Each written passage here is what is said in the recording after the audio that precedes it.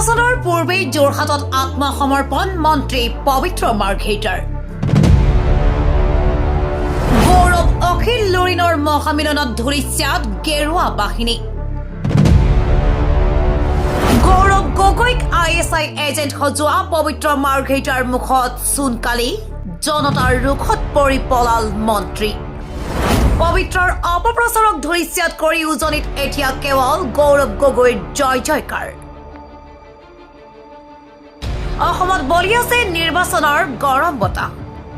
ৰাজ্যৰ প্ৰান্তে প্ৰান্তে অব্যাহত আছে শাসক বিৰোধীৰ নিৰ্বাচনী প্ৰচাৰ।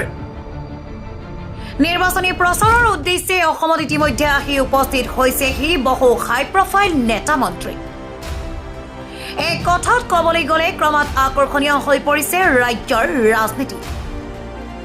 আনহাতে এইবাৰৰ নিৰ্বাচনত বহুকেইটা সমষ্টিৰ ওপৰত দৃষ্টি নিবদ্ধ হৈ আছে অসমবাসী। তাৰে অন্যতম এটা সমষ্টি হ'ল যোৰহাট বিধানসভা সমষ্টি।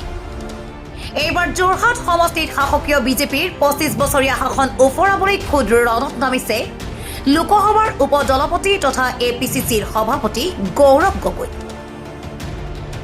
যোৰহাটত গৌৰৱ গগৈৰ প্ৰতিদ্বন্দ্বিতাৰ পিছতেই বাৰে বাৰে আউল লাগিছে বিজেপিৰ অংকত। যোৰহাটক লৈ বাৰে বাৰে সলনি হৈছে বিজেপিৰ ৰণনীতি। এইবাৰ যোৰহাট তথা উজনি অসম দখল কৰাটো বিজেপিৰ কাৰণে যে সহজ নহ'ব সেই কথা বুজি উঠিছে শাসকীয় দলটোৱে। উজনি তিনি গগৈৰ উত্থানক লৈও শংকিত হৈ পৰিছে বিজেপি। লক্ষণীয়ভাৱে যোৰহাটত গৌৰৱ গগৈৰ জনসমৰ্থন দেখি থৰকাচুটি হেৰুৱাইছে গৌৰৱ গগৈক ISI সজোৱা কেন্দ্ৰীয় বৈদেশিক মন্ত্ৰী পবিত্ৰ মাৰ্ঘেৰিটাৰ। যোৰহাটত আগতীয়াকৈ ঘৰে মাটিয়ে কিনি বাসৰ পতা মন্ত্ৰী পবিত্ৰ মাৰ্ঘেৰিটাৰে কিন্তু নিৰ্বাচনৰ প্ৰাক্ষণত ৰণক্ষেত্ৰ এৰি পলায়ন কৰিলে। ভোটগ্ৰহণলৈ মাত্ৰ 9 দিন থকাৰ সময়তেই যোৰহাট এৰি পলায়ন কৰিবলৈ বাধ্য হ'ল মন্ত্ৰী পবিত্ৰ মাৰ্ঘেৰিটা।